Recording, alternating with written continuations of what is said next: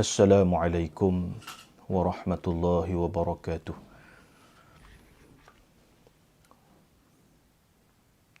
A'udzu billahi minasyaitonir rajim. Bismillahirrahmanirrahim. Alhamdulillahi rabbil alamin. Wassalatu wassalamu ala asyrafil anbiya'i wal mursalin wa ala alihi wa sahbihi ajma'in. Allahumma salli ala sayyidina Muhammadin wa ala alihi wa sahbihi ajma'in. Amma ba'du. Alhamdulillah, bersyukur pada Allah Subhanahu wa taala. Pada hari ini kita masih lagi diberi kesempatan oleh Allah Subhanahu wa taala untuk bersama-sama dengan siri kuliah online, sambungan dalam kitab Tanbihul Ghafilin ini. Mudah-mudahan majlis kita ataupun perkongsian kita pada hari ini dianggap ataupun dikira sebagai majlis ilmu dan kita mendapat kelebihan-kelebihan berada di dalam majlis ilmu, insya-Allah. Insya-Allah pada hari ini saya akan sambung lagi bacaan kitab Tanbihul Ghafilin ini. Mudah-mudahan akan memberikan manfaat kepada kita semua, insya-Allah. Qala muallif rahimahullahu ta'ala wa nafa'ana bi'ulumihi fid darain amin ya rabbal alamin. Bermula akal itu yang takut akan Tuhannya dan mengira-ngira akan dirinya. Hari ini kita akan sambung berkenaan dengan akal lagi. Bab yang ketiga yang berkait dengan akal manusia. Berkait dengan akal dan juga lawan bagi akal itu ialah bebal. Kata muallif ataupun kata pengarang kitab kita ini,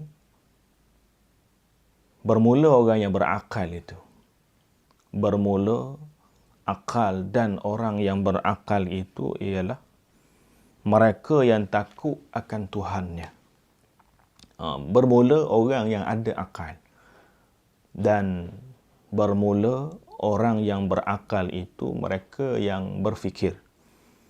Bila mana mereka berakal, pada masa yang sama, apabila mereka berfikir dengan menggunakan kewarasan akal mereka, maka akan datang kepada diri mereka satu perkara yang sangat besar dalam kehidupan manusia yang akhirnya membawa kepada keuntungan yang besar kepada kehidupan di akhirat kelak, ialah takut akan Allah Subhanahu wa taala. Dalam istilah takut kepada Allah Subhanahu wa taala ini kita sebut sebagai taqwa dari segi istilah agamanya. Takut, orang yang takut pada Allah Subhanahu wa taala ialah orang yang bertakwa. Takwa ni bila sebut takwa ini menunjukkan betapa pentingnya bertakwa kepada Allah Subhanahu wa taala.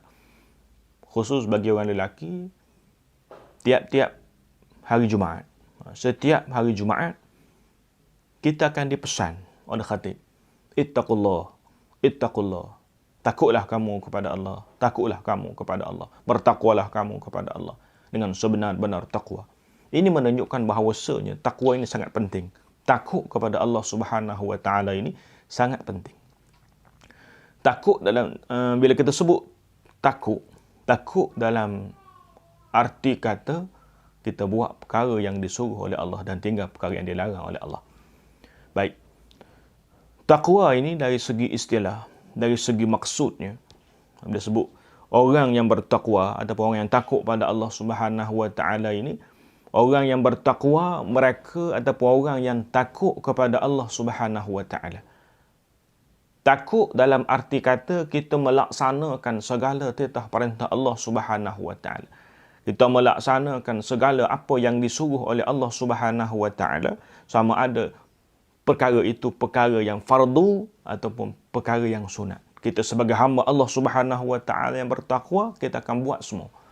Yang fardu, yang wajib ataupun yang sunat, kita akan berusaha untuk kita laksanakan segala macam semua perintah Allah Subhanahu wa taala. Kemudian pada masa yang sama, orang yang bertakwa kepada Allah Subhanahu wa taala, orang yang menjauhkan diri, menghindarkan diri daripada perkara-perkara yang dilarang oleh Allah Subhanahu wa taala. Perkara yang dilarang dijauh dengan sesungguh-sungguhnya. Perkara yang dilarang, kerana perkara yang dilarang oleh Allah Subhanahu wa taala itu jika dilakukan maka boleh mendatangkan dosa yang kesannya, akibatnya akan ditanggung oleh pelaku itu sendiri. Ini orang yang bertakwa, takut pada Allah dengan buat segala perintah Allah Subhanahu wa taala dan meninggalkan segala perkara yang dilarang oleh Allah Subhanahu wa taala. Orang yang bertakwa, mereka yang beramal dengan apa yang diturunkan oleh Allah Subhanahu wa taala.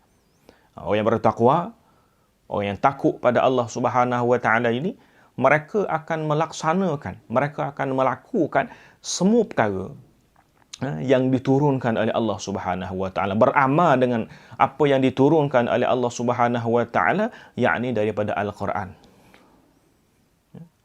Dia yakin Al-Quran yang diturunkan oleh Allah Subhanahu wa taala itu sebagai panduan kehidupannya. Al-Quran bukan hanya untuk dibaca, tapi Al-Quran itu untuk dibaca, difahami dan juga diamalkan dalam kehidupan seharian. Kenapa? Orang yang berpegang teguh dengan Al-Quran dan berpegang teguh dengan sunnah Rasulullah sallallahu alaihi wasallam ini, maka mereka ini tidak akan sesat selama-lamanya. Maka kita yakin dengan Al-Quran. Kita yakin dengan isi kandungan Al-Quran. Kerana dalam Al-Quran itu merangkumi pelbagai perkara. Merangkumi suruhan Allah, merangkumi perkara yang dilarang oleh Allah Subhanahu wa taala. Ya. Perkhabaran gembira tentang nikmat-nikmat syurga. Dan sebagainya yang perlu kita dalami dan yang perlu kita hayati apa yang terkandung di dalam Al-Quranul Karim. Kemudian, orang yang bertakwa ini, orang yang redha dengan pemberian yang sedikit. Termasuk orang yang takut pada Allah Subhanahu wa taala, termasuk orang yang beriman kepada Allah Subhanahu wa taala, mereka redha dengan apa perkara yang diberikan oleh Allah Subhanahu wa taala. Redha, bersyukur kepada Allah Subhanahu wa taala walaupun pemberian itu pemberian yang dirasakan sedikit. Tapi hakikat yang sebenar, segala apa yang dikurniakan oleh Allah Subhanahu wa taala, segala apa yang diberikan, yang diberi oleh Allah Subhanahu wa taala kepada kita manusia, semuanya nikmat yang besar. Allah Taala beri nikmat yang banyak, dia bersyukur. Allah Subhanahu wa taala beri nikmat yang sedikit, dia bersyukur. Pemberian apa jua yang dikurniakan oleh Allah Subhanahu wa taala, apa jua yang diberikan oleh Allah Subhanahu wa taala kepada dirinya, dia terima dengan bersyukur. Bahkan orang yang bertakwa kepada Allah Subhanahu wa taala, kalau dia boleh nikmat, dia bersyukur. Dia diuji oleh Allah Subhanahu wa taala dengan sesuatu ujian pun dia bersyukur. Diuji oleh Allah Subhanahu wa taala dengan satu musibah pun dia bersyukur. Ini orang yang bertakwa kepada Allah. Orang yang redha dengan apa yang dikurniakan oleh Allah Subhanahu wa taala. Kemudian orang yang bertakwa lagi, orang yang bertakwa juga ialah mereka yang mempersiapkan diri untuk berhadapan, untuk menuju kepada hari kesudahan. Orang yang bertakwa, mereka yang mempersiapkan diri mereka untuk menuju kepada Allah Subhanahu wa taala. Ini orang yang bertakwa. Orang yang bertakwa, orang yang takut pada Allah Subhanahu wa taala, mereka sentiasa bersiap sedia untuk bertemu dengan Allah Subhanahu wa taala bila-bila masa. Ini orang yang bertakwa. Dan dia yakin bahawasanya dia akan bertemu dengan Allah Subhanahu wa taala pada bila-bila masa. Kita tak tahu, mungkin petang ataupun mungkin pada malamnya kita akan, paginya dan sebagainya kita akan meninggalkan dunia ini. Bila-bila masa sahaja kita akan bertemu dengan Allah Subhanahu wa taala.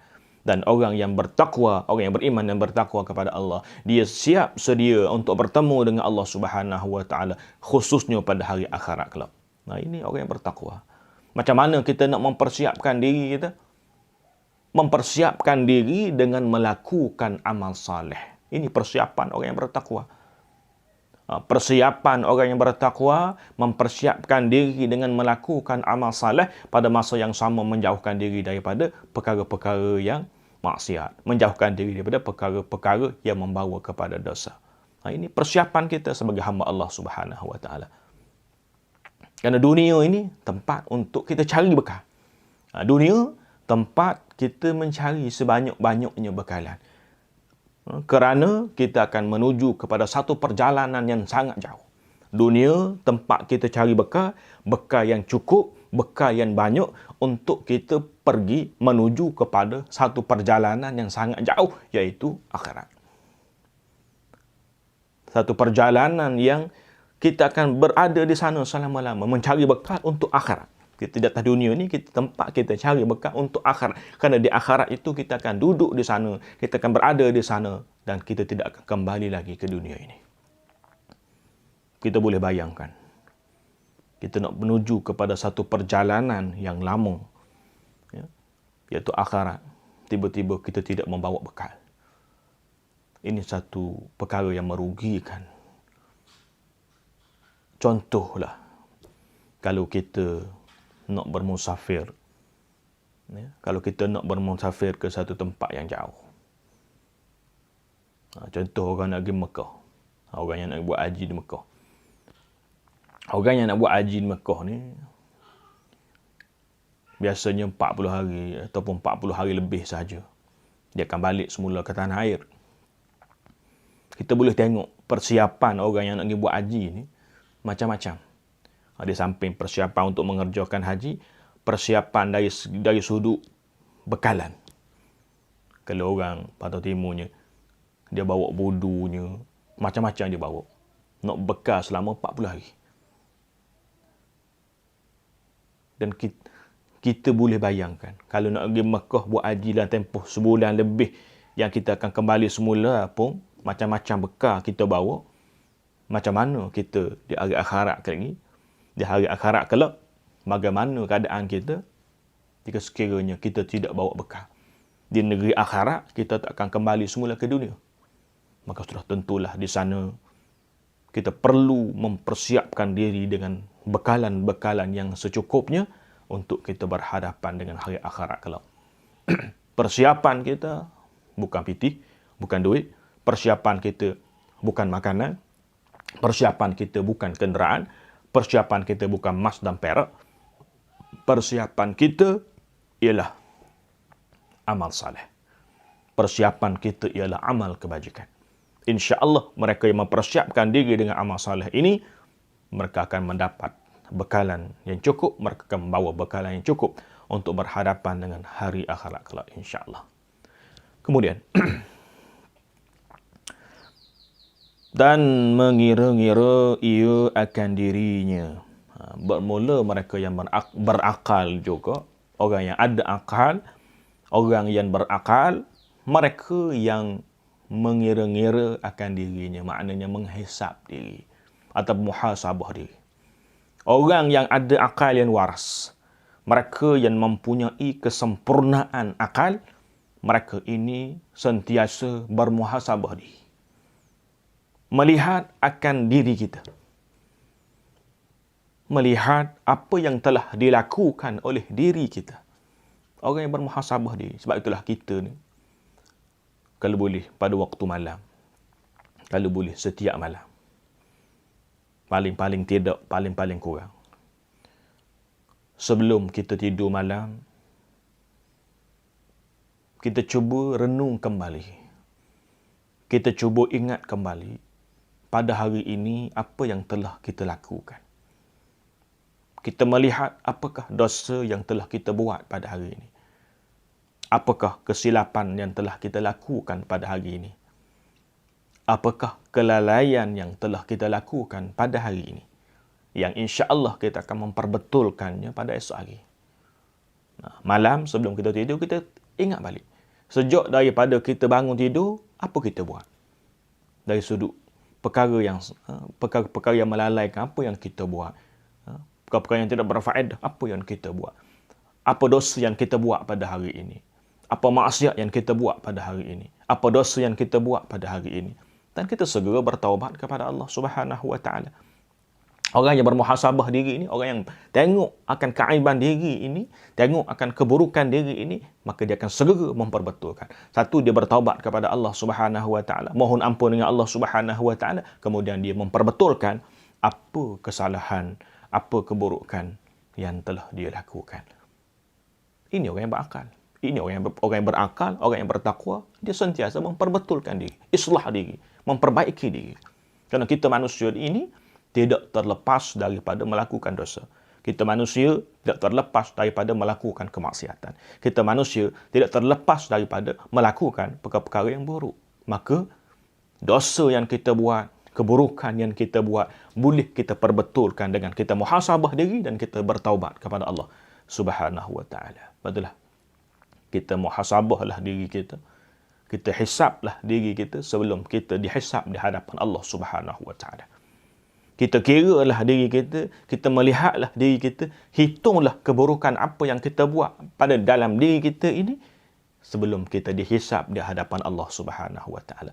Pada ketika itu, ketika mana kita berada di hadapan Allah Subhanahu wa taala, pada ketika itu kita tidak mampu untuk ubah apa-apa lagi dah.